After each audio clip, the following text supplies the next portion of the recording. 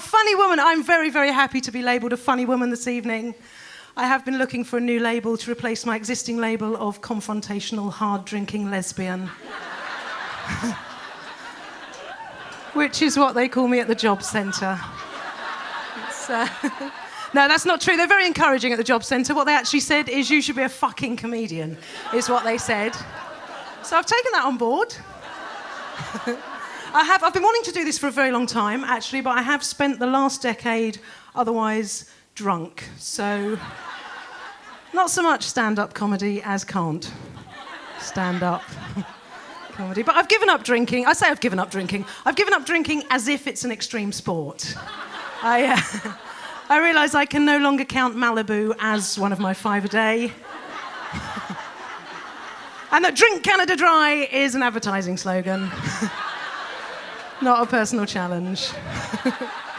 But I've been trying to keep myself in shape.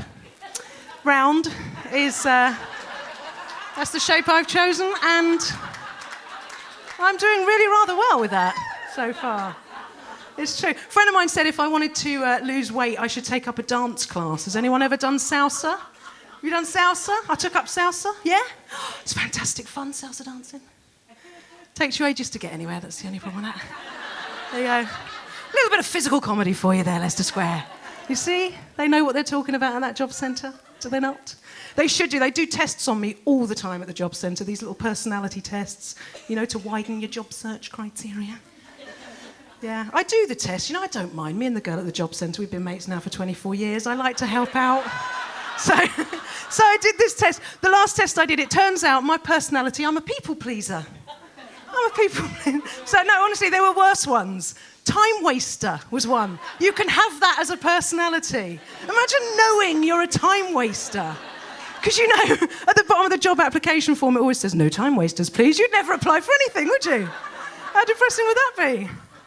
But I'm a people pleaser, and you might recognise the traits of the people pleaser. We're the ones that floss the moment we place the dental appointment. We're the ones that sit in the hairdressers and go, yeah, that's exactly what I wanted. Thank you. No, don't show me the back. Don't show me the back. Meanwhile, I'm thinking, who's taken away the mirror and replaced it with a portrait of Myra Hindley? Who did that?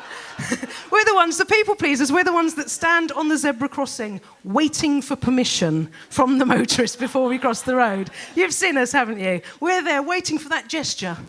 As soon as we get that gesture, we're grateful. Thank you. Thank you. Thanks. Thank you.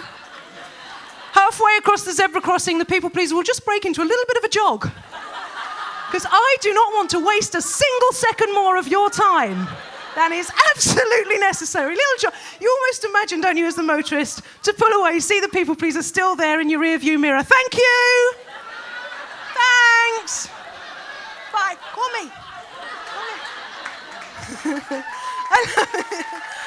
I love the call me mime. I love the call me mime. You know that. What the fuck is that? Who still has that as a phone? The mime needs to be updated. The mime needs to be, call me. That's what we do now. It's like that one. So I wound down the window. That's what that looks like now. My personal favourite, could I just get the... When did you last pay for your meal in a restaurant by writing a cheque? Not in this decade, I'm imagining. Not in this century, even. That needs to become, can I get the...